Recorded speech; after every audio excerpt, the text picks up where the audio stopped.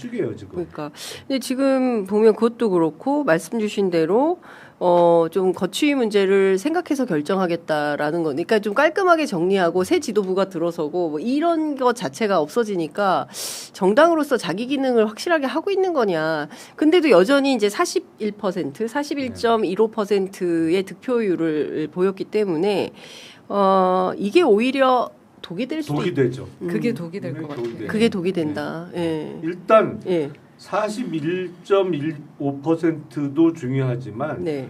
지역별 득표가 더 중요하거든요.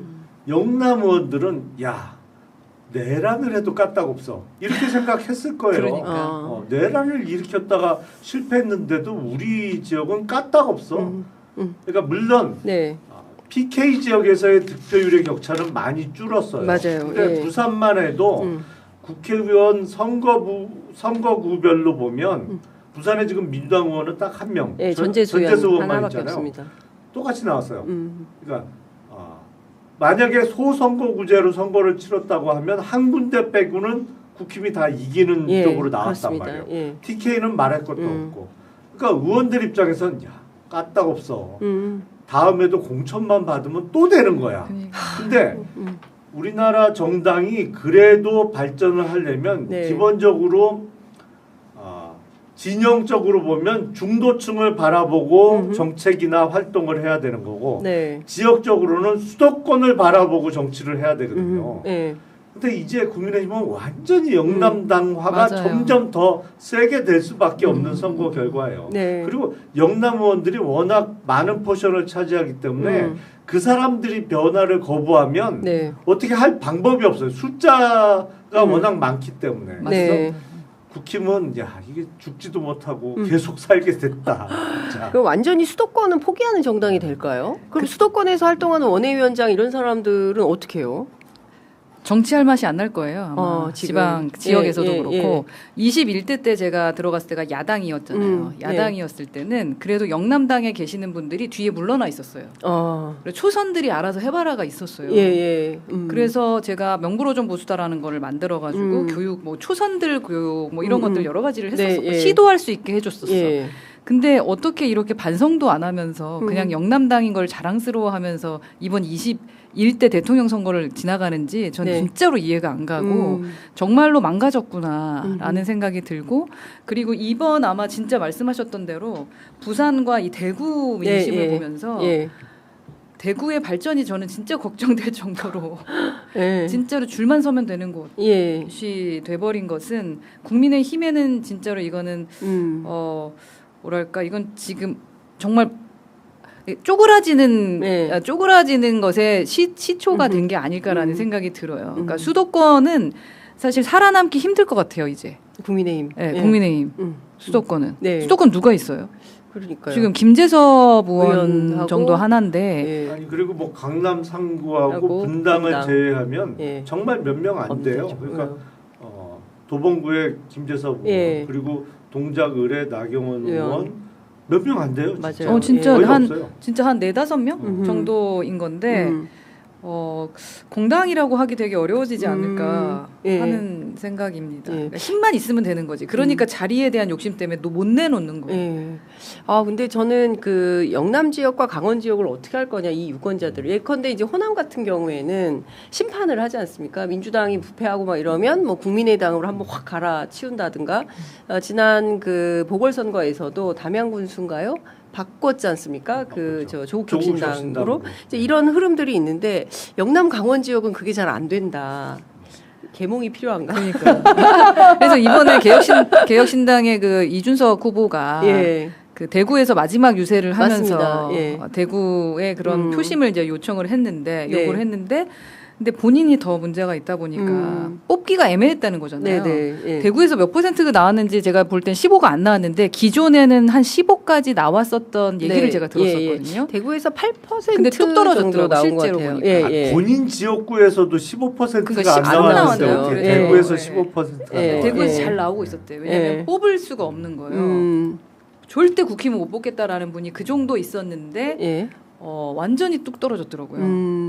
그러니까 지금 대구 같은 경우에는 이준석 후보가 8.29%, 김문수 후보가 67.62, 그리고 이재명 후보가 23.2. 그러니까 30%가 목표였는데 이재명 후보도 대통령도 사실은 30%는 돌파하지 못한 이런 상황입니다. 현장에서는 한 25 정도 나오면 성공이라고 했었어요. 아 그래요? 네. 예. 그러니까 거의 가까이는 간 건데 예. 25가 넘어서는 저 좋았겠지. 예. 네, 그 영남 전략은 민주당 차원에서도 조금 숙제일 것 같은데, 그러니까 어쨌든 이제 국민의힘에 계셨던 두 분이기 때문에 어떻게 유권자들을 설득할 거냐, 그래서 전국 정당을 만들 거냐, 이건 또 과제 아니겠어요?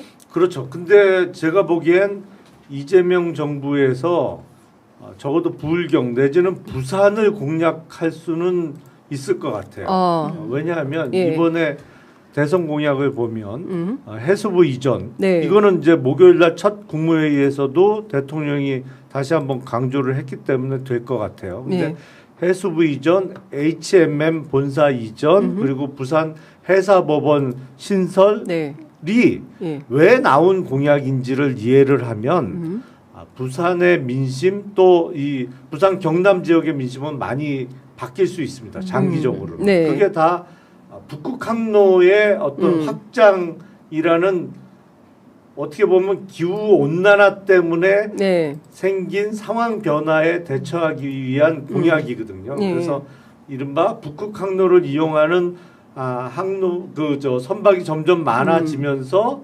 부산 쪽을 거점 항구로 만들고 또 거기서 단순히 화물을 싣고 내리는 것뿐만 아니라 거기에 제조 기반을 더 활성화해서 거기서 제조 가공한 이후에 다시 수출 수입하는 그 전략을 짜고 있는 거기 때문에 그렇게 되면 사실 부산 시만 해도 인구가 많이 이미 줄었고 계속 줄고 있어요. 그러니까 인구가 준다는 건 기본적으로 그 도시가 쇠퇴하고 그 작아지고 활력이 떨어진다는 의미거든요. 근데 그게 조금 시간은 걸리겠습니다만 효과를 보기 시작하면 특히 부산 신항을 중심으로 해서 제조업 기반까지 확충이 되면서 다시 부산이 옛날에 그 경제 활력 이런 걸 찾을 수가 있어요. 저희 그 대학 다닐 때만 해도 부산이 어마어마한 대단한 도시였어요. 진짜. 부산 놀러 가면 서울에도 없던 거 부산 가서 구경 처음 하는 게 많았는데 그런 그 도시 활력을 다시 되찾으면 적어도 그쪽에 계신 유권자들이 좀 생각을 다시 하는 분들이 많이 생길 수 있겠죠. 일단 PK 전략은 그렇고 TK는 어떻게 해야 됩니까? 저도 저 부분에 대해서 상당히 동의를 하거든요. 그러니까 꾸준하게 일관된 성과를 좀 보여주는 거, 그러니까 그 공약에 대한 거. 근데 부산에는 의원이 있잖아요, 더불어민주당이. 근데 대구는 없단 말이지. 근데 대구는 가보면 진짜로 먹고 살 게 없어요. 근데 가보니까 진짜 이번 선거 캠페인 때 보니까 임대가 엄청 나왔더라고요. 동성로에도. 대구백화점은 망했던데요. 대구백화점 망한 지 좀 됐고. 그러니까. 그리고 동성로에 가면서 느끼는 게 젊은 청년들이 진짜 울어. 할 일이 없다. 먹고 살 게 없다. 그리고 산업 자체가 섬유산업인데 섬유산업을 가지고 그것도 사실은 꾸준하게 일관된 자기들만의 정체성을 가진 산업을 좀 키워나가면 좋은데 이게 또 이제 친환경적이지 않은 부분과 뭐 여러 가지 문제들 때문에 막 키울 수도 없었던 부분이 있었던 것 같아요. 그러다 보니 먹고 사는 문제를 해결할 수 있는 무언가가 필요한데 그건 사실 1, 2년 만에 되는 게 아니잖아요. 그리고 어떤 성과를 낼 수 있는 민주당의 의원이 없다 보니까 믿음을 주기가 좀 어렵지 않나라는 생각이 들어서요. 저는 이번에 대통령 되신 이재명 대통령께서 그 대구나 그리고 안동이나 이런 곳에 이제 공약이 나왔던 부분을 한번 좀 실행해 보셔서 뭐지라고 좀 느끼게 하는 부분을 체감하게 해보면 어떨까 하는 생각이 들어요. 왜냐하면 어르신들은 절대 안 바뀌지만 젊은 사람은 바뀔 수 있는 가능성이 분명 있습니다. 대구가. 그러니까 뭐 그 지역에서, 그러니까 서울 오면 너무 비용이 많이 드니까 지역에서 좋은 직장이 있으면 고향에서 잘 살고 싶은데 다 그렇게 생각하세요. 없는 거예요. 그리고 최저임금 위반율이 대구가 제일 높다고 하더라고요. 그래서 거기서 일을 해도 임금을 제대로 못 받으니까 대구에선 일하고 싶지 않다는 거예요. 그래서 유출이 엄청 많다고 그러더라고요. 젊은 인구가. 쉬쉬하면서 그냥 해주는 거예요. 그 불법을. 세상에. 근데 그런 부분도 사실은 잡아줘야 되는데 그렇게 되면 이제 안 뽑아주고 이러는 거잖아요. 참 그래서 슬프다. 이 부분은 시간이 좀 걸리겠지만 원칙적으로 한번 해봤으면 좋겠다는 생각은 많이 들어요. 그렇군요. 대구. 그러니까 대구 시장이 되게 중요합니다 이번에. 누가 해야 됩니까? 민주당이 한번 승부를 걸어본다면. 민주당이 대구 후보, 뭐, 대구시장 대구 후보 어떻게 좀 아니세요? 아니 저는 허 의원님이 대구 출마하시지 않나라고 대구랑 전혀 관계가 없어가지고 그 같이 좀 살았던 사람이 좀 필요하더라고요. 대구 사람을 좀 신경을 많이 썼으면 좋겠다. 알겠습니다. 그 이준석 후보가 전 후보